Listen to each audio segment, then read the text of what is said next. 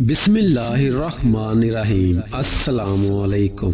کہتے ہیں کسی جگہ پر بادشاہ نے 3 بے گناہ افراد کو سزائے موت دی۔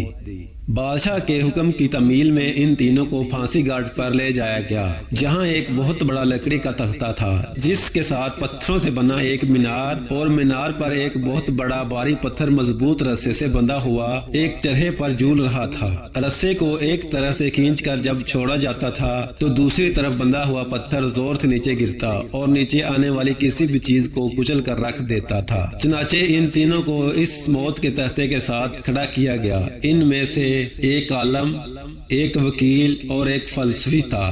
سب سے پہلے عالم کو اس تختہ پر عین پتھر گرنے کا مقام پر لٹایا گیا اور اس کی آخری خواہش پوچھی گئی تو عالم کہنے لگا، میرا خدا پر پختہ یقین ہے، وہی موت دے گا اور زندگی بخشے گا، بس اس کے سوا کچھ نہیں کہا۔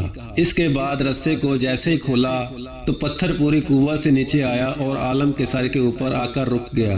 یہ دیکھ کر سب حیران رہ گئے اور عالم کے پختہ یقین کی وجہ سے اس کی جان بچ گئی اور رسا واپس کھینچ لیا گیا۔ اس کے بعد وکیل کی باری تھی۔ اس کو بھی تختہ دار پر لٹا کر جب آخری خواہش پوچھی گئی تو وہ کہنے لگا، میں حق اور سچ کا وکیل ہوں اور جیت ہمیشہ انصاف کی ہوتی ہے، یہاں بھی انصاف ہوگا۔ اس کے بعد رسے کو دوبارہ کھولا گیا، پھر پتھر پوری قوت سے نیچے آیا اور اس بار بھی وکیل کے سر پر پہنچ کر رک گیا۔ پھانسی دینے والے اس انصاف سے حیران رہ گئے اور وکیل کی جان بھی بچ گئی۔ اس کے بعد فلسفی کی باری تھی۔